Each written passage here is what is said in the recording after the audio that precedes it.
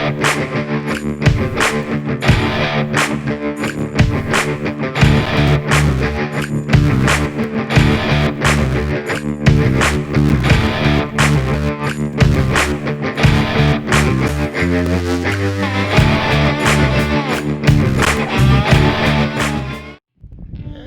how you guys doing? Been a while, huh? We are on another project. This is a very well cared for friend, a very special person to me, and this is her project. So whatever part she lets me video, that's because she let us, and she's very, very special to me. Now, she had somebody do the slab because she cares about me, I guess, and she wanted to fuss at them, and they still got it out square. But she didn't want me to work that hard, is really what it is. So on this slab, it's a 40 by 50 building. That's the eventual goal, and they put bolts in here so that we can put those pieces to make a building. It's the Steel Truss building. So these legs right here, I haven't looked at the instructions. She says the instructions are one page. Other than that, it's a phone number. Call if you have any questions, you know. But these right here go on the ground, on the concrete, on that bolt, and then it goes up, and then this part goes down there on that part. And see these? It says bolt holes.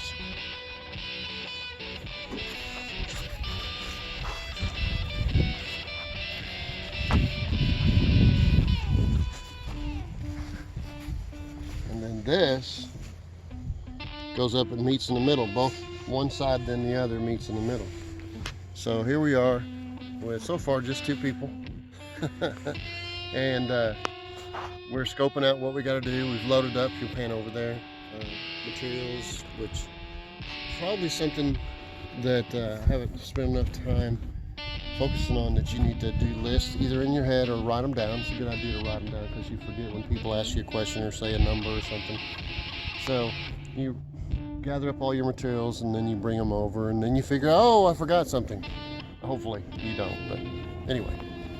So this is what we're going to try to do. We'll try to keep you along with us, and hope you're able to see it all and maybe learn as I do.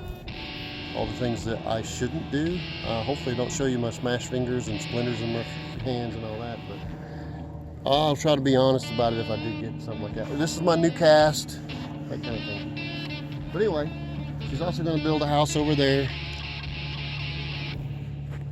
and she's going to put a double wide mobile home over there, and I think I'll have my hands on all of it because she knows that she can get fussy with me because she's put a lot in our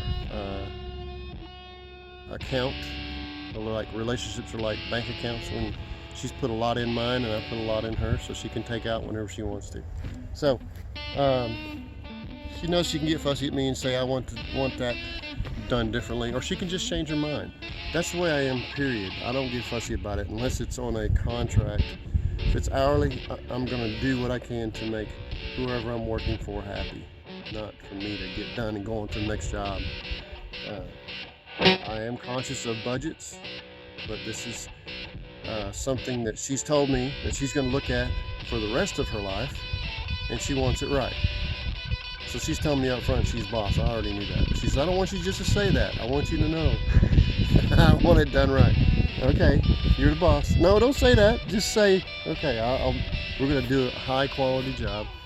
And she knows I will, as long as she tells me. She also knows that when she tells me she's on a budget and she don't want to spend a lot of money and time on it, that I adjust that too. I usually still do a decent quality, even with a budget. So here we are on top of a hill, which you would able to look around this, you can see for a long ways, which is why she wanted her house, where she'd have a view of that pond over there. And this is where she's going to park her vehicle. I wish she'd have put the house up next to the,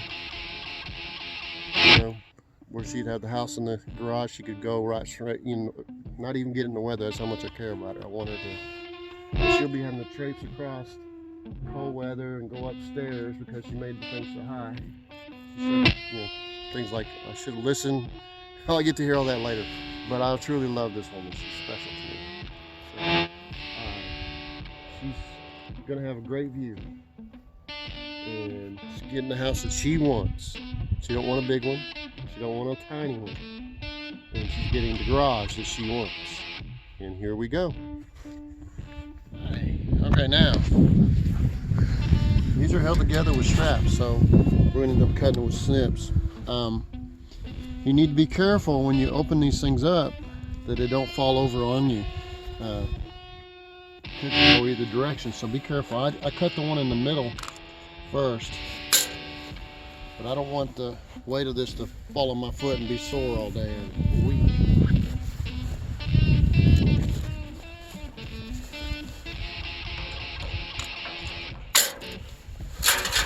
Like that.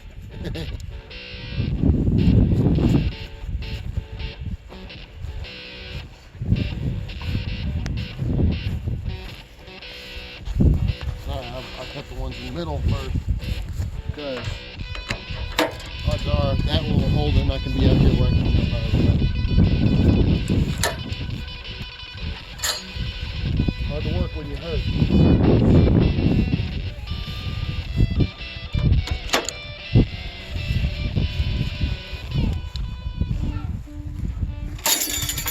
Alright. Now I got to do the grunt work and carry them to the where the bolts are, and Clay's unwrapping the duct tape that they put on to protect them. And so you'll get to see us as we get ready to put them up. Okay, so we did one side before I started. I didn't want you to follow us through all the things. We kept changing our mind on how the best way to do it. So now we got the other side, and I wanted to tell you some of the things we learned. One of the things is you need to make sure that your nuts are going to work good, because in our situations we had problems with the nut getting the bolt getting all boogered up so the nut wouldn't go on. So we had to do that first. We use a wrench to slowly go on with it instead of trying to use an impact, which is what we actually have right here, with an adapter to take it to the socket, deep socket. Now, before you do that, before you set this thing on here, you want to make sure all this stuff is cleaned up around here, because if you set it on that, you'll end up making it rock around a lot. As it is, this is still a little bit raised up. We'll have some of that going on anyway. But you want to clean that up around the bottom here. And once you got your threads and that cleaned up, then you're ready to put that on. And this is your wrench. We need to have a battery, and we'll be ready to... these things seem to be every bit as heavy as the span rafters, so they're really heavy. So here we go. And George and I will... do you ever get the battery, George? It's right behind. Okay, George and I'll have George, and you'll just do the video.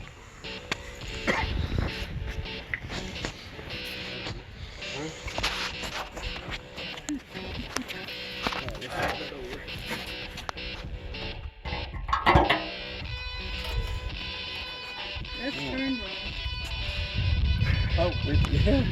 We gotta have a woman in the loop so we don't screw up. I had to look at the other side just to make sure. Okay. There we go.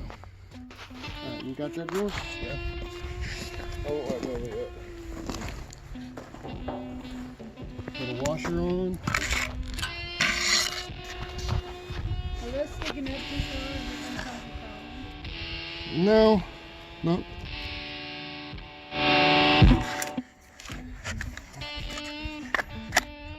These are not straight. We'll have to tilt it out. So just...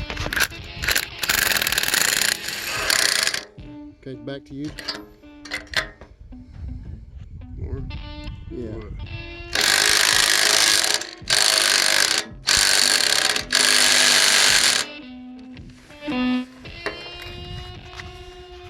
More. Yeah, that's doing good. How's it for wobbling? Let it go. go? Yeah. Okay, I'll let you do it.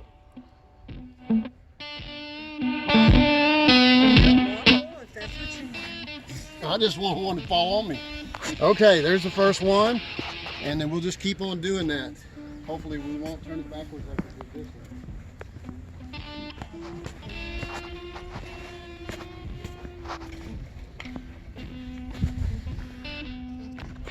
Yeah, we're about to run out of daylight. That's why I hustle, and I didn't bring you along. But I will tell you what we did. First thing, when you start this wall, is you want to get your ends totally level, and that means this way and this way. And if you notice, this one is in here, in between this web, and down against the ground, or the steel, which is bolted to the ground. So that won't go anywhere that way. And then we made this 20-footer pressure treated on the, which it needs to be near the ground or near the concrete, down here, and fastened it, and then fastened that to here so that it won't pull back that way. Then up here,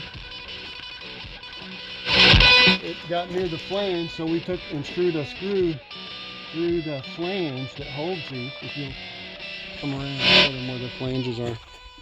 These flanges right here, up there, we were able to put a screw into it this way, so that way it doesn't go this way. So now we got it level this way. Okay, so then we put this brace down here, and I put a screw through some hardware strap, wrap the hardware strap around,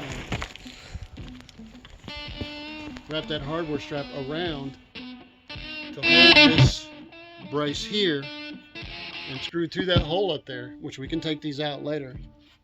And then we put a stake made with a 2x, drove it in with a sledgehammer, and then leveled it, used 3-inch screws through here. But we didn't count on it just being that way. We also put a brace over this way. We fastened it to the one we did over there. And then we put a stake over here, and we made sure again we were level. Then we did the same thing down there. We got both of these level. Then straight. Well, what we did next was we ran, since we have this one right, we ran the top board all the way across. You have to cut it to fit in places, but where it hits in the center of the web where it would break out there. Well, we ran all the way across to that one over there, which helps keep that one steady, a level that way. When we had that one down there leveled this way, both of them leveled this way, we took a string line, if you can see, which you may not be able to in this dim, the string line is up there. You can see it. And the string, you just want to be right before touching it, just back a little bit. So then we ran braces down and put a stake over there. Same with every one of these. We brought it over to the line, and the way we got it fastened right here is we ran a screw through the back side of this into that and hold it tight up against here. That way it won't push in anymore, and the screw won't let it go anywhere. It just holds it together. So what we're trying to do is keep things from going out when we put these big old rafters up. Okay, and I'm sure you're gonna have questions. We use 1.5 inch and 5/8 screws through this, not nails. And again, we cut them so that they fell out in here. And then tomorrow, we're gonna take this brace that we put in here, and we'll put some screws in there to make sure this stays real steady. And I'm gonna do the same thing on that side. But if you look over there, you'll see that we did the same thing over there. We learned what we needed to do better over here, and we got better at it. So I'm glad you came along, and I hope you learned something. And ask all the questions you guys want. I'm happy to answer them, particularly when I'm sitting on my couch or somewhere else where I'm not working on a ladder. I'll be happy to answer your comments and questions. Because when I looked to see one of these buildings, all they had was one video on how to do it real fast, time elapsed, and it didn't help me at all. So hopefully this will help some of you guys that are building your own. I mean, it would be difficult, but I believe people could do this with 2 people, but we had 3 here. So chin up, you're Americans, not Americans, and be humble, no stumble. The ceiling up here is not holding to the roof. I would generally say that's because it was wet whenever they did it, and that doesn't stick when it's wet, but I'm not sure. Or rain just happened. There's a hump right here, and the water stays right here. And this, I can literally take my finger and push it. So this is not working. I'm not sure I probably would recommend you do a metal roof that you seen right there. Over, at least over this section, because it's got a patch right here. And if you notice, this patch it's not holding up either. It's got a lot of problems. I'm trying to figure out what kind of material that is.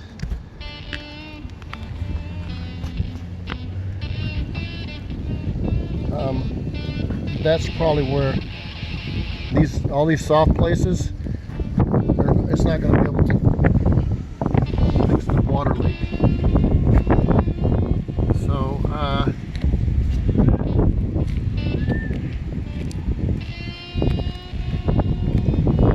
don't know what. Looks like they use a piece of metal and then caulked over it. But what you need to do is run a piece of metal with 1 bias over it, then run a piece of metal from one side to the other and stop all this. And that way it'll just run off. There's no vents here at all, and it's pretty damaged. Once you start putting the holes in this kind of tin, it never quits leaking. It'll fracture and cracks around the screws. You put stuff on it until it starts cracking. If you see how it is right here, I'm not going to be able to fix this without it.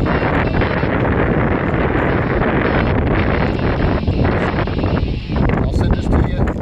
We can talk. I'm going to put some Tarl on this crack, which is rust.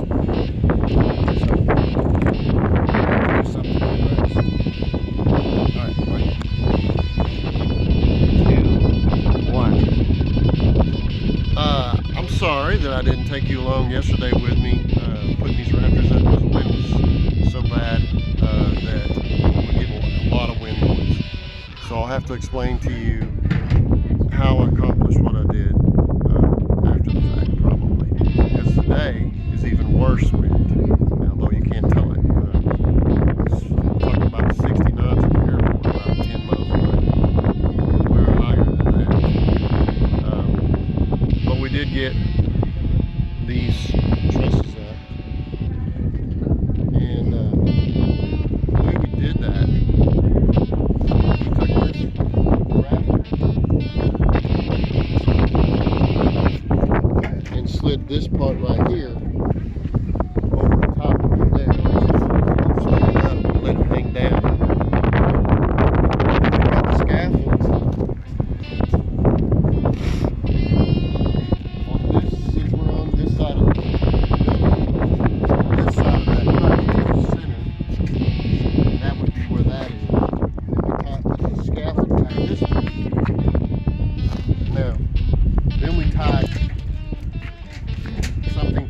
it up and put a ladder to help me get it up there just to make sure. And we went up, put it on top of the scaffold, and then I built these supports. Like a drywall, you would call it dead man. Now I had to do some calculation, but these are 15 feet from the bottom to right here. And if you notice, I have 2 2-bys, because that's actually 2 1/4 inches wide up there. So an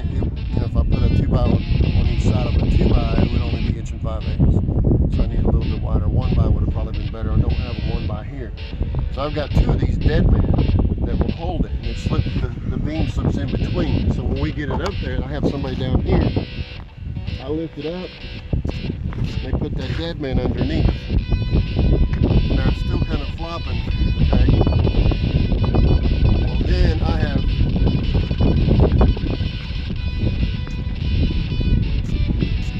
measure between the middle of this down here at the bottom to make sure it'll be the same all the way up, and cut a board, because the board will go from the center of this clip to the center of the clip up there.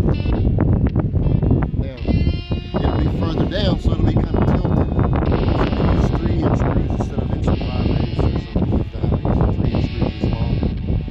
And I fasten it on the left side with it hanging over, pull it pushed over a little bit, hanging over, then they'll be holding that dead man. It's sitting out there in the wind. We've got somebody holding it, falling over this way or that way too much. And then I push that 2x until it drops down on that clip, and I put screws on that side. Now we're sitting on the dead man, which is this wood here.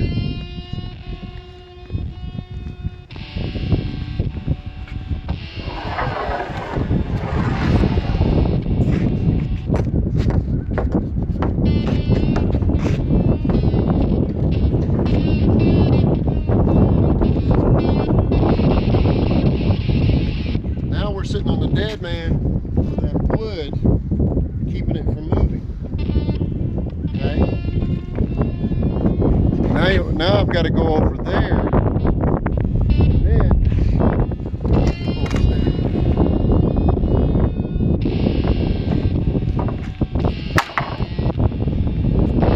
I've got a ladder on this side and a ladder on this side. I get over here and lift it up.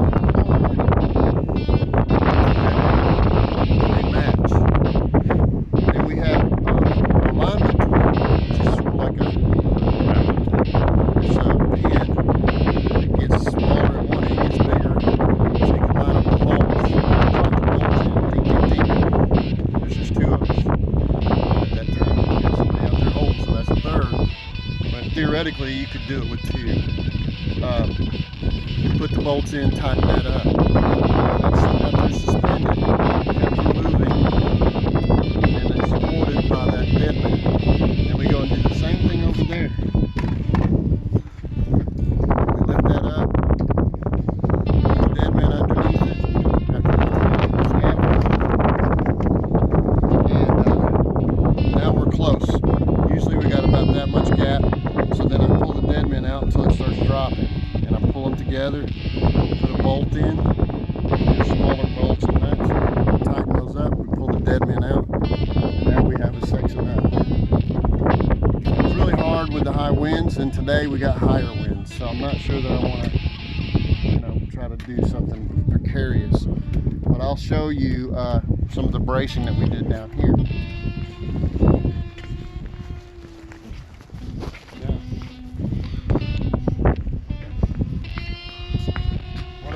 Had in my sleep was I was going to brace there to